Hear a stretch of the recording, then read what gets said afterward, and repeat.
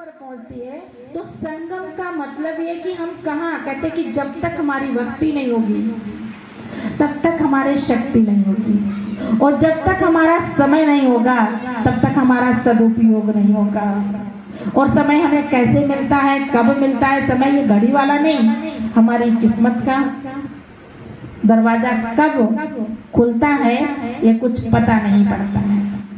कहावतें तो बहुत सारी कह देते हैं कि कौन हमारा सगा है और कौन हमारा लगा है, हम किस तरह से उस परमपिता परमात्मा को याद करें। तो छोटा सा आप लोगों को उदाहरण दे देते हैं कि प्रतीक है हमारे इस जीवन के स्वार्थ का, प्रतीक है हमारे जीवन के स्वार्थ का। बात आती है सती होने की तो इशारा कर देते हैं दूसरे की तरफ। हमारे भारतीय संस्कृति में ये कहा गया है कि हर एक इंसान, कहते हैं कि जो मन में ठान लेता है वो स्वीकृत हो जाता है। औपचारिकता तो ये सब बाद की बात होती है कि लागी लगन बस एक ही मुझे तपस्वी बनना है। तो बात आती है जब कहीं परीक्षा देने की तो कह देते हैं हम क्यों परीक्षा दे, पड़ोसी दे, इनके ये घर वाले सगे ये दे। तो पता चलता है इस सगा कौन है। आप सभी लोग यहाँ पर पढ़े लिखे कुछ बुद्धिजीवी लोग बैठे हैं, आपने रामाकृष्णन पंडित जी की एक बात कहानी पढ़ी हो या सुनी हो। वो बहुत ही ज्यादा एक मध्यम परिवार के थे और बहुत ज्यादा पैसे वाले नहीं थे, अपना जिजमानी करते थे और अपना खाना पीना चलाते थे, लेकिन बहुत अधिक ईमानदार और राज्य के प्रति वफादार थे।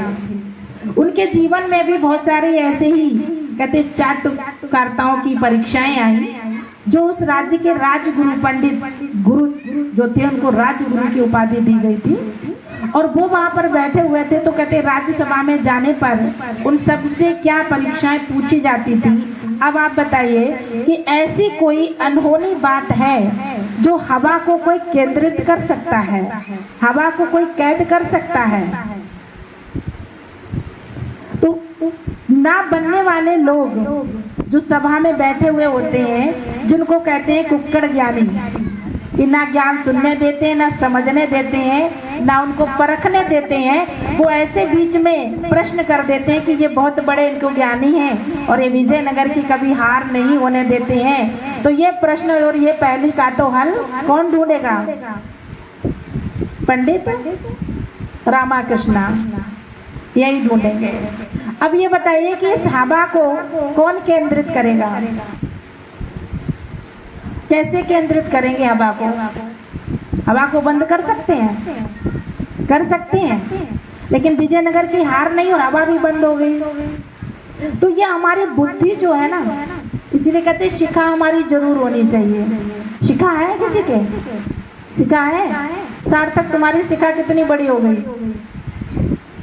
शिखा हमारे जरूर होनी चाहिए। मैं जिसको कहते हैं चोटी, ये बुद्धि हमारा एरियल का काम करती, परमात्मा से कनेक्शन का काम करती और सही सटीक जवाब देती है। पंडित रामाकृष्णा को सभी हास्य व्यंग से देखने लगे क्योंकि ये आके यहाँ पर राजगुरु बन जाएगा। उनकी चोटी ने उनको इशारा किया कि पंडित रामाकृष्णा अब तो बहुत बड़ी परीक्षा आ गई, अब क्या करोगे? मना बुद्धि ने उनको इशारा किया। उन्होंने एक पाइप मंगाया, मना कि एक खाली पाइप मंगाया, बोले उसके दोनों तरफ ढक्कन होना चाहिए। रखी रहने दो, कोई प्रॉब्लम नहीं, रखी रहने दो, रखी रहने दो, रखी रहने दो,